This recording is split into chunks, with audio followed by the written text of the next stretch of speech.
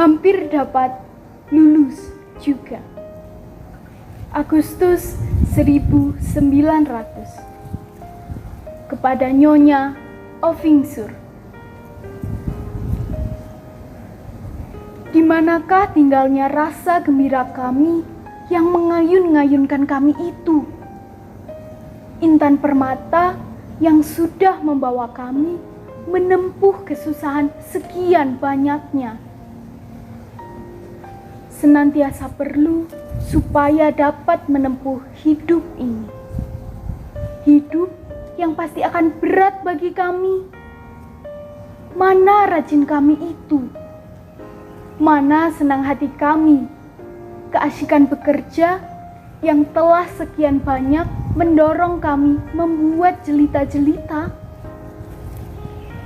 Mana senang hati kami kepada barang apa saja, sehingga membuat kami lupa ada kata jemu dan bosan.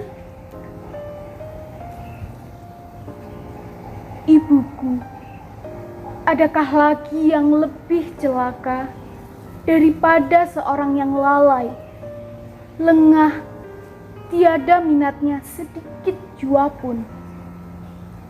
Itulah yang mengancam kami. Bila tidak ada atau tidak ada kejadian barang suatu yang membangkitkan kami daripada keadaan lesu, layu, tiada bernafsu, daripada kehilangan hati kami seperti sekarang ini. Kami sangat menderita oleh kehilangan rasa, oleh semangat terkulai.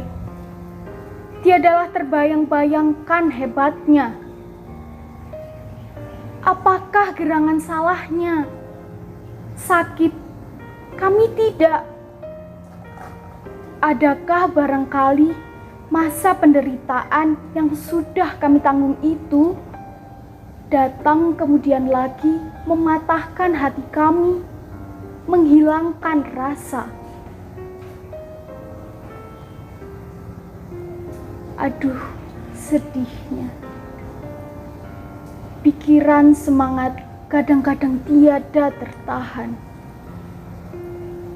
Haruslah ada kerja yang mengasyikkan kami, yang tiada henti-hentinya mengikat perhatian kami, sehingga tiada sempat berpikir berazab hati. Itulah cuma yang dapat membangkitkan kembali keteguhan batin kami yang meredam itu. Itulah cuma yang dapat mengembalikan keteguhan hati kami. Kerja, itulah dia. Hasrat akan kerja yang kami cintai. Karena itulah maka kami lesu terkulai itu. Celaka sangat rasanya merasa diri suka dan bernafsu akan bekerja, tetapi terkutuk berpangku tangan sepanjang masa. Kami tiada hendak dan tiada dapat percaya bahwa hidup kami akan biasa saja jadinya, tiada lebihnya dari orang lain.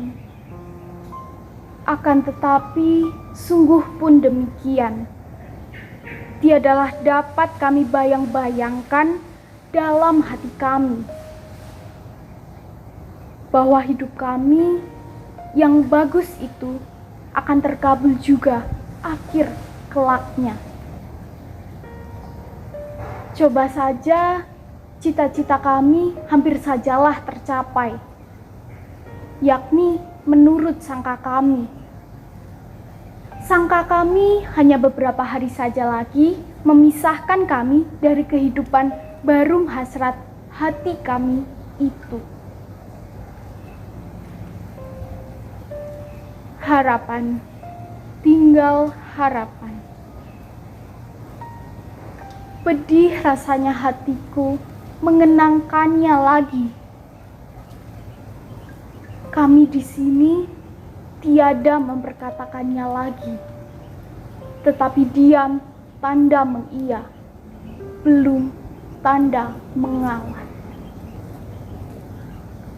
Kami sudah sampai sejauh itu, akan melepaskan semuanya.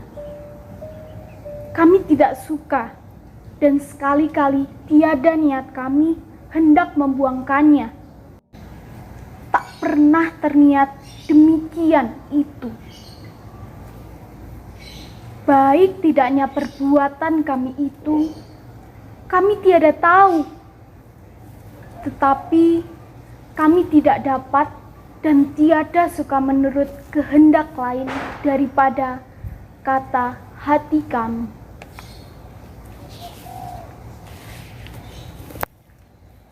Kamu seharusnya lahir jadi anak laki-laki. Tentulah kamu akan jadi laki-laki yang tetap berani hati. Demikianlah kami dengar setiap kali, sampai jemu telinga ini mendengarnya. Bila benar ada pada kami sifat yang ada pada anak laki-laki yang cakap pantas, apakah salahnya jika sifat itu kami pergunakan mendidik kami jadi perempuan yang tangkas cakap? Ataukah perlu lagi ramuan lain daripada ramuan untuk jadi laki-laki yang cakap pantas? Dan perempuan yang tangkas cakap tidaklah ia berguna bagi pergaulan hidup. Tetapi, lupa saya. Kami perempuan Jawa, terutama sekali, wajib menurut dan sabar tawakal sifatnya. Kami wajib menjadi tanah liat yang boleh dibentuk orang sekehendak hatinya. Apakah gunanya mempercakapkan ini? Seolah-olah meratap di atas kapal yang sedang tenggelam. Menyesali diri mengapa tidak tinggal di rumah saja. Bersesal-sesalan, mencari-cari sebabnya celaka. Menyelidiki siapa yang salah. Sekaliannya itu, dia adalah akan dapat menahan kapal tenggelam. Hanyalah dengan membanting tulang, memompa air di tempat yang bocor. Celaka boleh tertolak. Bila tidak demikian, akan tenggelamlah kita.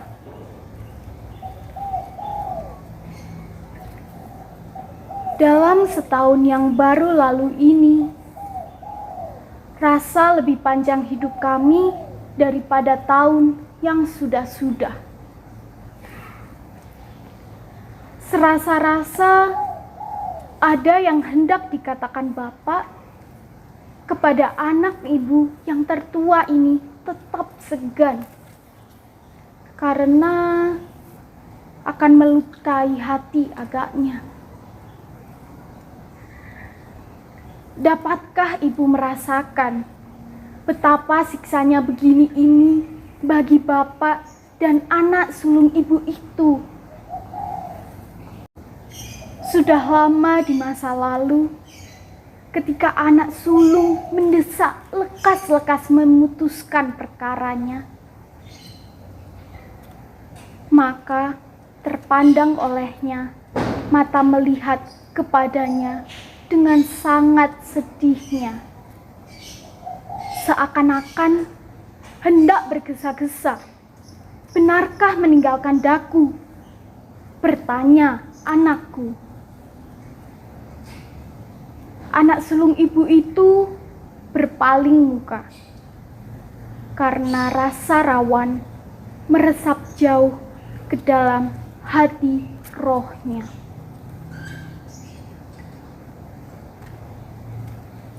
Alangkah ajaibnya rasa kasih sayang. Dapat jadi surga dapat pula jadi neraka. Mencintai Bapa, menghormatinya, jadi keperluan hidup kami. Itulah bahagia kami yang terutama. Bila hilang rasa cinta itu, akan gelap sajalah hidup kami. Dari tangannya lah kami menerima bahagia itu. Bila tidak, bagi kami bukan bahagia namanya. Bila tiada merasai cintanya, maka kemalangan pun tidak akan pernah terasa segenapnya. Disadur dari buku Habis Gelap Terbitlah Terang, karya Armin Pani.